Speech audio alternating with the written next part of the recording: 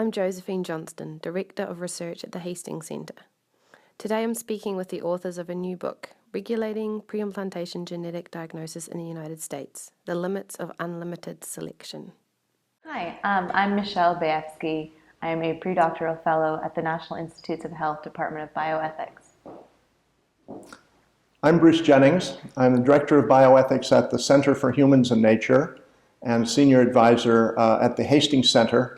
I'm also Associate Professor in the School of Medicine of Vanderbilt University. So in your new book, you're writing about what's often called PGD. So what exactly is that? So PGD is the technology that's used to select embryos' genes, and this takes place during fertility treatment.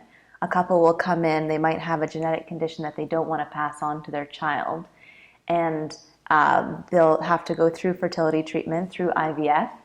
And once the embryos are before they're transferred into the woman's uterus, you can actually test the embryo's genes and then see which embryos have the condition that you don't want to pass on, and make sure that you're only transferring to the woman's uterus the conditions that so the embryos with the conditions that are not going to be harmful to the child. So this is a kind of genetic selection of embryos. Are there rules or regulations or laws in the United States that apply to this technology? Well, very few in the United States compared to a number of European countries, for example. But in the United States, neither at the federal level nor at the state level is the use of this technology really regulated and controlled, except in terms of making sure the tests are accurate and adequate and so forth. But the ethical and social implications of PGD are not really addressed by law or public policy. So it is pretty much a physician-patient relationship, patient kind of choice, freedom situation in the United States at the moment. And is that a problem? Are there aspects of the technology that might need regulation, or are there implications of the technology that you think are problematic or need to be addressed somehow? I think there are certain non-medical uses of PGD, like non-medical sex selection, for example, or selection for a disability such as deafness or achondroplasia, where you're not using the technology in order to prevent passing on a heritable condition, but in order to make selective choices about the child. And I think those are the sorts of uses of PGD that people find more problematic, and other countries have very strict regulations about not being able to use PGD for those purposes. And those are the areas where I think we could do with a bit more regulation, although what exact regulations you would come up with, I think it's tricky to come up with regulations that would have that positive effect without other negative effects at the same time. I think that I agree entirely, and I think that in addition, a broader way to look at it is to say medically assisted reproduction, in vitro fertilization, gives us an opportunity to intervene in the process of human reproduction in ways that before that technology and those techniques we couldn't intervene. We really had to accommodate ourselves to whatever biological and natural processes may occur with a pregnancy and a child. Now, preimplantation genetic diagnosis fine-tunes the opportunity for human intervention and choice that in vitro fertilization provides even further. Because now we can look not just at whether or not an embryo is viable in a gross sense, but we can look in a more fine-grained way about the characteristics of the embryo that we decide to implant and hope to bring to term. And so it increases the zone or the domain of deliberate choice in human reproduction. That's one thing. I also think it's very important to recognize that this kind of use of genetic diagnosis and testing takes place in the context of a remarkable period of increasing knowledge and control at the molecular level in genetics and genomics. Across the board in human genetics in all sorts, not just assisted reproduction. So we can't really treat this entirely as one isolated new, tool in the toolkit of fertility physicians and patients. We have to see it in the context of a whole range of related technologies that are tremendously changing the relationship between human beings and their own bodies, the relationship between human beings and the natural evolutionary processes. So you mentioned the words choice and control, and those are often framed as very positive abilities in reproduction, but just generally as in our culture, choice and control and information are understood often with in a positive way. Do you see a downside to this, to increasing choice, increasing control, increasing information? Is there sort of a place where too much information, too much control, too much choice creates some negative consequences? I think that in certain contexts, choice and control can have negative consequences. So for example, with parents choosing characteristics of their children, having that choice and having that control actually also leads to greater responsibility. So if the child isn't exactly what the parents expected, or if they selected against one condition, but of course no child is going to be genetically perfect, and parents might feel responsible for certain outcomes that they didn't realize that was part of the choice that they were making because they exerted that kind of control. And the other aspect that I think is potentially problematic is simply whether or not we think parents should be making these kinds of decisions on behalf of their children. I think that while children can never choose their genes, it's sort of up to the randomness, the lottery of selection. There's something distinct about a parent actually making those choices instead of leaving it up to randomness or chance in terms of the autonomy of the future child. I think it does matter that the parent is making that choice about the types of characteristics that child might have, or even something as basic as sex, as compared to leaving it up to chance. So I think that parents having control over that those sorts of genetic aspects of the child can be problematic from the child's perspective. I think that there's an interesting kind of paradox in terms of information and control and choice, because when you begin to think about it in more concrete, particular detail in people's lives, it may be the case that because information is available, the right to know that information becomes a duty or an obligation to know it. And when that's the case, if one resists the information and doesn't take action on the basis of technological manipulation as a result of the information, then if there's a bad outcome, the parent may be held responsible for that. So the notion that the parent has freedom of reproductive choice in a context where a parent is going to be blamed for a bad outcome if they don't use technology is a rather odd notion of freedom of choice. There are social pressures and moral pressures built in. And that's one of the things that I think we have to be very mindful of. And it's the role of bioethics, I think, to educate our society about these aspects of it.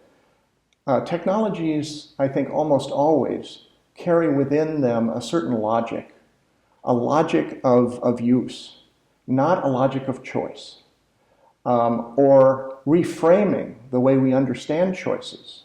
Technologies reframe as well as present us with options. And when they set the agenda and when they reframe, they're not something that's being chosen.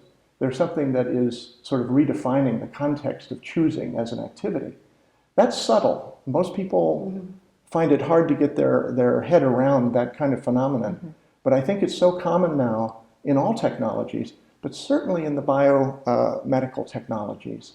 It's a very important factor. It's a kind of momentum, if you will. Some people call it the technological imperative. But it's also, there's an imperative in terms of using, but there's also an effect on the way we think and the way we feel. Technologies have an influence that's much greater than just an influence on this particular embryo, this particular born child, this particular pregnant woman. There is a kind of social dimension to new technologies, new human powers, changing the relationship between our deliberate action and our own bodies and our own biology. That permeates society, or it can, if we're not careful. Even if it's very beneficial in many clear-cut cases, like PGD has been widely accepted for the prevention of terrible, life-limiting genetic diseases. And children should not be have that burden imposed upon them if we can, in fact, prevent that birth. But beyond that, the clear-cut cases, PGD is so powerful that it also seems to leak over into diseases that are sort of questionable and not so severe, and some people don't necessarily consider them diseases at all, but differences, and also enhancement. The possibility of changing the positive traits of a child in certain ways. Not really practical yet, but who knows, in the future, the technology offers the prospect of increasingly extending human power in this way. So one of the things that's often struck me about PGD, and it's starting to happen now in prenatal testing, is that it actually in some ways changes the nature of parenting. Insofar as, at least my own experience of parenting has been this tension between giving up control and being open and receptive and accepting, and exercising control and trying to change and shape. And it's been a lot more of the former than the latter, actually. I think it's been a lot of becoming a parent is understanding the limits of your control and being happy about that and embracing that as part of the experience.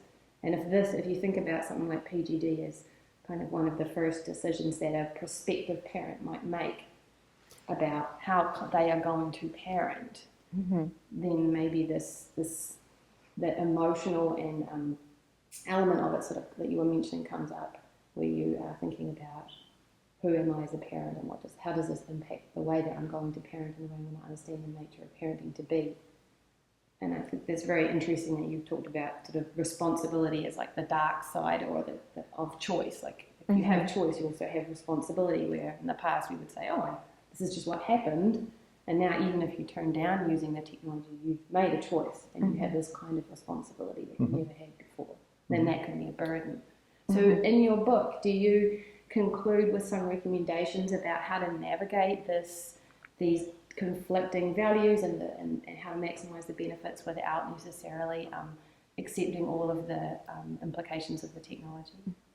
I think that we draw a line between the medical and the non-medical uses of PGD, and we talk about some of the ways in which the various non-medical uses of PGD are problematic. We don't necessarily say, therefore, they should be outlawed. I think there is still room for some reasonable difference of opinion. But I think that's where it's when we're crossing the line between we're trying to prevent illnesses, very severe illnesses, and then to somewhat less severe illnesses, and then maybe adult onset or late adult onset illnesses, and then moving into sex and other potential traits. So we try to stick to what's currently medically available. Right now, we recognize that there's a lot of talk about enhancement, and a lot of it can get very futuristic. So we want to focus really on what the uses of PGD are right now and are likely to remain in the near future, given the limitations of the technology itself. Sorry, go ahead. No, I was just thinking that often when people were raised concerns about a technology like PGD, the impulse is to talk about banning or laws that we might pass, but there are many other ways to influence use, and I just wondered if in the book you go across that range. Do you go across the range of different ways you can influence the use of a technology, where law is one, passing new laws is one of the more dramatic interventions, but also one of the ones that would be most difficult in the United States probably to actually bring about. Well, one of the difficulties in trying to think about how to reshape the governance of the use of PGD and other reproductive technologies for that matter. Whole gene sequencing of embryos and fetuses. One of the difficulties in thinking about it is that you can logically construct some pros and cons of a particular regime, but the political process to implement that regime, to pass legislation, to get around existing legal hurdles, and also to appeal to professional groups which may or may not be willing to, they may or may not be able to control all the practitioners, number one, and they may or may not be willing to fly in the face of powerful economic incentives also in terms of a given practice. So all of the actual practical implementation routes seem to have their shortcomings and limitations right now. So it's kind of hard to imagine how you can break free of some of the blockages and get a change to happen. In bioethics, I think we have always aspired to the idea that we ought to legally and ethically and philosophically get out ahead of scientific and technological innovation and change and anticipate problems and try to guide and direct.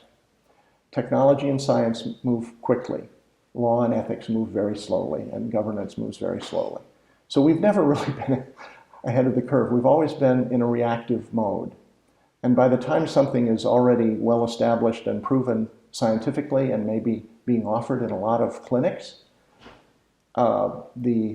we're shutting the barn door, after the horse has left kind of thing. It's difficult. So we have all those dilemmas when you talk about governance.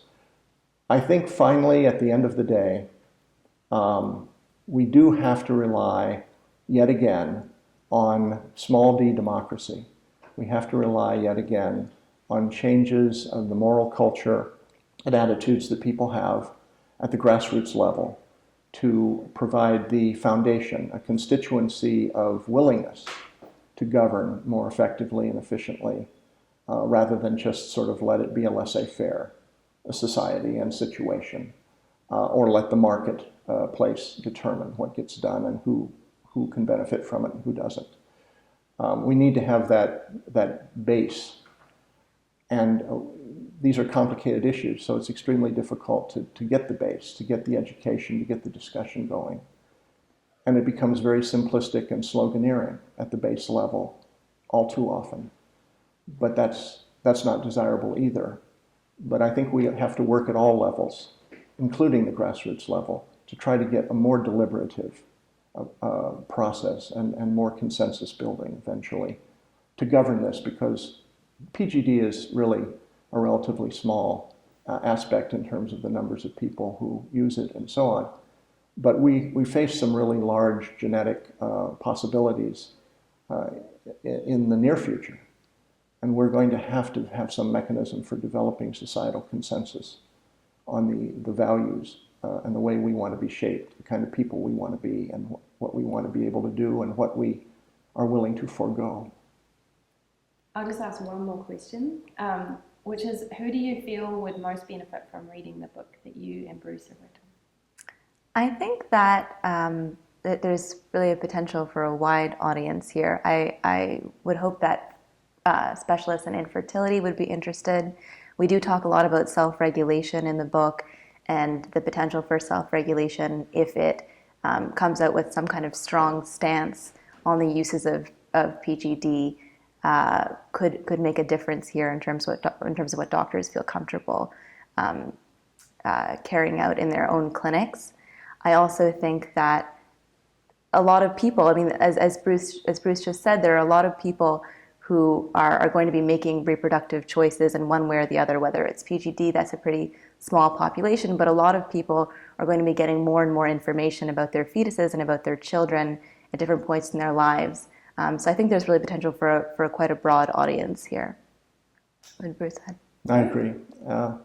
And I think it's also hopefully a book that will stimulate thinking and discussion of the more generic aspects. It won't be seen as, well, I'll read this book if I have any interest or contact with PGD, otherwise, what's the point of reading it? I think that the book contains ideas and discussion and analysis that is more broadly applicable. I think it provides a useful framework for discussion, and we don't resolve all the hard questions, but I think we do highlight the fault lines and pinpoint some of the key things, such as what is medical, what is health, what is normal. The ethics trying to draw the line, the UK and other places, they've drawn a line based on this medical, non-medical distinction. And that's fine temporarily, but I think we know from past experience that all of these ethical or social lines that we've drawn, as the technology continues to push against them and advance them, they begin to become more and more porous. And then eventually, they don't even seem to make sense anymore. They're distinctions, they're false distinctions. They bleed into each other. I've seen that happen again and again. I'm afraid it's going to happen with this question of, what kind of genetic manipulation of the embryo is normal and medical, and what really isn't. I don't know what to do about that, but I do think we have to be aware of the connotations and implications of the terms we use, and in regulation especially, when you write a term into the regulation, then it becomes the touchstone for all the interpretation and all the argument afterwards. And many of the regulations are written with very ambiguous and sloppy terms. And then we fight for years over the proper interpretation of a given word. Yeah. I guess that's inherent in the nature of regulatory. It was probably the same governance. even for practice guidelines. Yes, no doubt, right. And I think that any regulation would have to go along with some kind of body that could constantly be evaluating changes. That's something that I think that the UK has, that France has, that other countries have.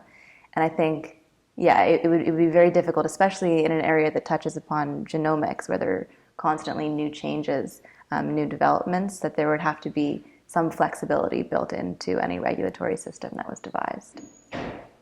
Right, the implementation. It doesn't do any good to have a regulation that is not backed up with some authority, because it can appeal to the conscience of the providers, but you're still essentially in a laissez-faire guidelines situation as opposed to real governance. Great, well thank you very much. Good luck with your book. Thank you.